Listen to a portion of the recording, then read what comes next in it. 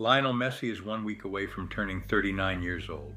He plays his club soccer in MLS, a league people love to tell you isn't a real league. He's coming off a hamstring problem that had everyone questioning whether he'd even start.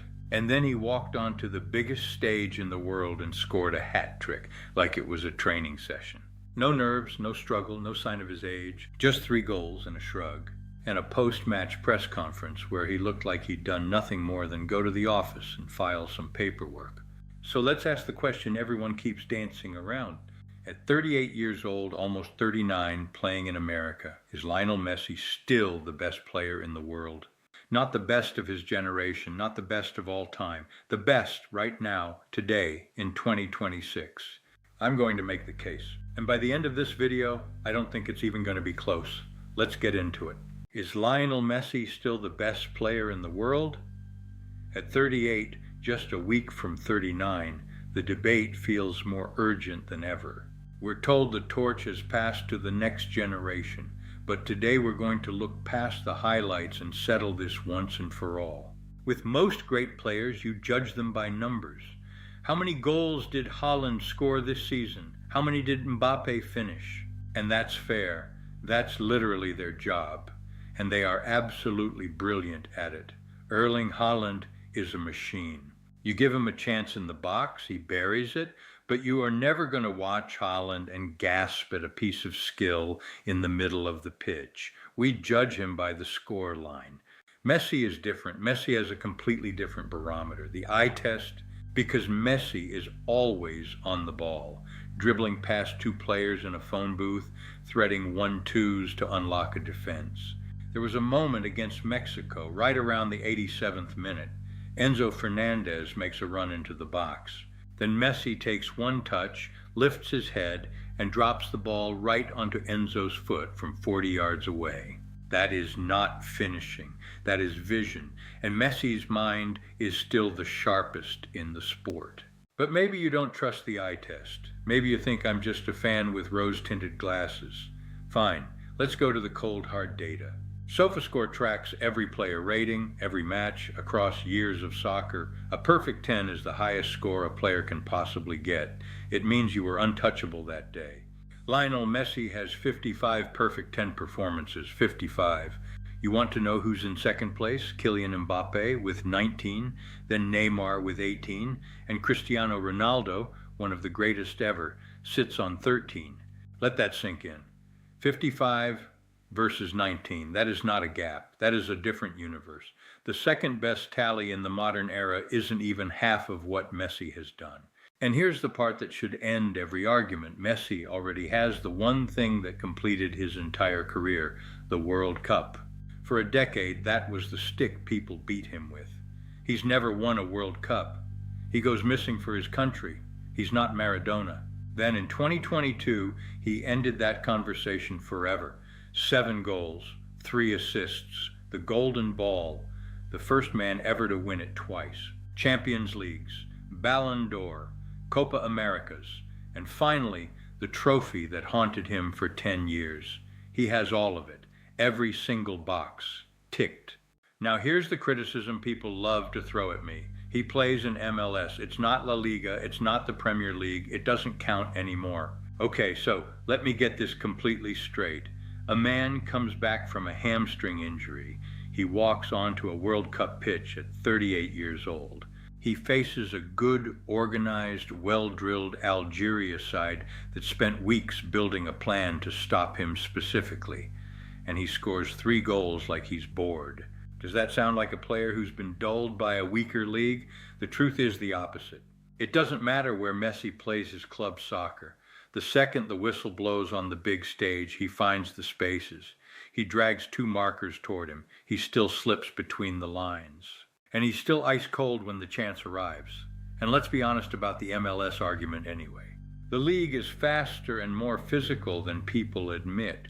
But even if it weren't, the World Cup is the great equalizer. Everybody arrives. Everybody is sharp. Everybody is desperate. And Messi still looked like the best player on the field by a distance. Greatness was never about the postcode. It's about what you do when the whole world is watching. Tick those boxes. Subscribe for the final chapter. Now let's be fair and talk about the other side.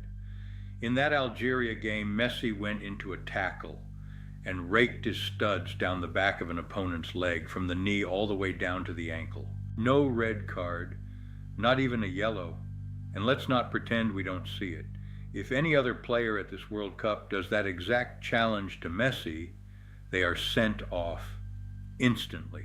No debate. We literally saw Montes for Mexico get a red card for less than that. So yes, the biggest stars do get a little more leeway. Messi, Ronaldo, Mbappe, Zidane back in his day. The referees leaned toward protecting the players. The whole planet tuned in to watch. But here's what people miss in this argument. That special treatment exists because he's special.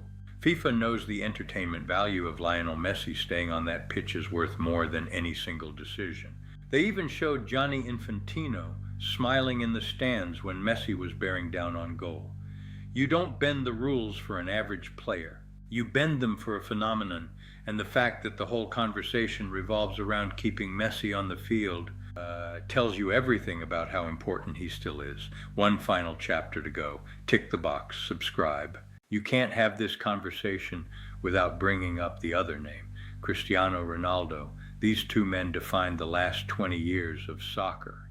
Two completely different players, two completely different approaches, and a rivalry that pushed both of them to heights nobody had ever seen before. Ronaldo is a phenomenon in his own right. The athleticism, the goals, the longevity. He has Champions Leagues. He has the records. He is, without question, one of the greatest ever. But here's the difference that matters when we talk about right now in 2026. The conversation around the two of them is the complete opposite. For Ronaldo, the question being asked is, can Portugal win this if he plays? Is he holding the team back? Should the younger players start instead? Fair or not, that's the debate around him. For Messi, nobody is asking that. Nobody is questioning whether he should start. Nobody is wondering if he's a problem for Argentina. If Messi is fit and he wants to play, he plays. That's the gap right now. One of them is being asked to justify his place. The other one just scored a hat trick and made the whole world stop and watch. And look, I've defended Ronaldo plenty, but when you put the two situations side by side, the answer to who's still the best becomes obvious. Tick the box, subscribe. Here's something people don't think about enough. Argentina spent years trying to win without leaning on one man, and the truth is, they've actually built that now. This team can beat anyone even when Messi is quiet, but watch what happens the moment he's on the ball. Every single player's first instinct changes. They win possession, they look up, and the thought is automatic, get it to Messi, because he sees a pass 3 seconds before anyone else on the pitch even imagines it. That's not a weakness, that's gravity. He bends the entire game around himself just by standing in a pocket of space. And it's not just the magic. Look at what he did against Algeria defensively. At 38 years old, he was winning one-on-one duels deep inside his own half. He stood in the wall on a free kick, read a short routine before it happened, and won the ball back. That is a man who has nothing left to prove, still choosing to do the dirty work. Still competing for every inch, still treating a group stage game like it's a final. You can't coach that, you can't buy that. And when he's gone, and that day is coming, there will not be another one, not like this. We keep saying enjoy it while it lasts, because we all know this is a once-in-a-century privilege. So here's where I land on all of this. Look at the best players at this World Cup. Kylian Mbappe, a genuinely great player. Michael Olise, fantastic talent. Harry Kane, one of the best finishers alive. Haaland, when his team gets there, will rack up goals too.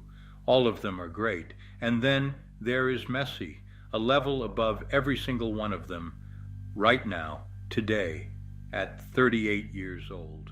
When Argentina lifted the trophy in 2022, a lot of people thought that ended the debate for good.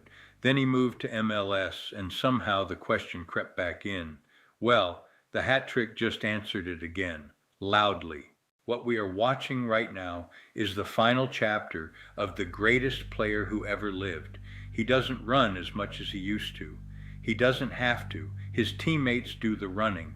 They win the ball, they look up, And the first thought in every single one of their heads is, where is he? Where is Messi? Give him the ball, because they know he'll solve the problem. And more often than not, he does. So here's my honest advice. Stop ranking, stop arguing for 1 second, and just enjoy it. Every touch, every pass, every impossible angle. Because two players like Messi and Ronaldo, defining an entire generation, going back and forth for 20 years, we are never ever seeing that again. So is Messi still the best player in the world? For me, it's not even a debate, but I want to hear from you. Drop your verdict in the comments. The last poll had it at 68% yes. If you enjoyed this, hit subscribe, turn on the bell, and I'll see you on the next World Cup 2026 breakdown.